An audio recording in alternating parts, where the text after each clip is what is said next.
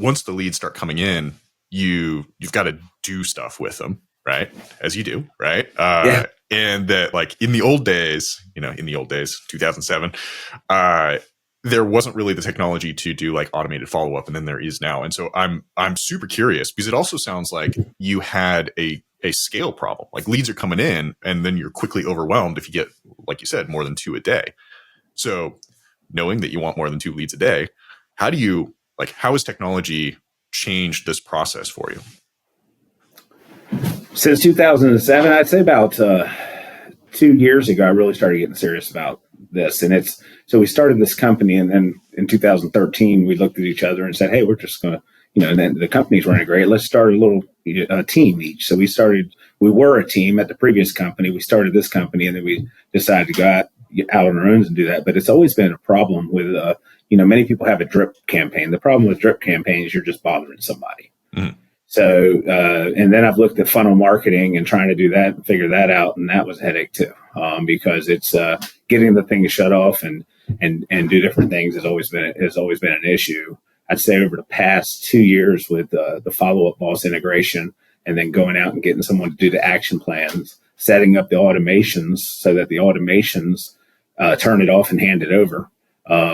It's really been a game changer. And then there's a couple other things that we're integrating now, with the company to help people get burnt out on leads. They don't want to call 100 leads to get 2 yeses. So my thing is, I tell the agents, let's get 10 leads that 5 of them are going to be raising their hand. Gotcha. Talk to me about like what your team does specifically, like when a lead comes in. You mentioned action plans, and I'm guessing that's in Follow Up Boss. Like what's the actual workflow look like? Well, we use Texting Betty and tie it into the action plans. And so, and what Texting Betty does is basically, we're getting about a 65% response rate on these. And it's very subtle text. It's not just hammering them with information. It gives them the action plans that we have, actually gives them a hook, and then tells them, if you don't want any of this, tell me to stop. And most of the time they don't say stop. They engage and tell you what they're looking for, or they're a year out or something. So if they're a year out, we've got action plans for that. If they're really, really, really cold, we've got action plans for that.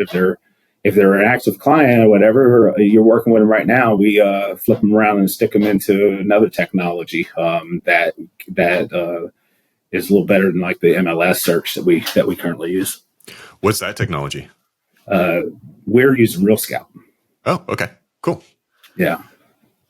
Okay. Interesting. It's interesting that you kind of mentioned that you almost invite the unsubscribe. Like, this was a big topic of conversation when 10DLC was happening, like maybe less last October, where a lot of real estate agents thought that, having to include that stop language was going to, hurt their ability. But it sounds like you kind of have like the right marketing mentality of like, either the lead's right and the message is right and they're going to keep engaging, or it wasn't going to work anyway.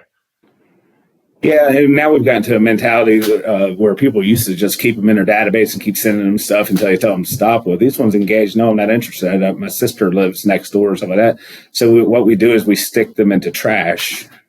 We don't delete them. We stick them into trash. And then if they engage again through going back on our website, we got a back to website thing, and then an auto nurture through Real Scout. And then we really bring them back by auto nurturing them through that program. Right. So even though your folder is called trash, you are sort of like the Greg Harrelson. There's no such thing as a dead lead. In your case, it's like they're just hibernating. And there's a good chance that they'll go back on the site through remarketing or something like that we do that brings them back into our world. And then when they are ready, we'll engage with them again.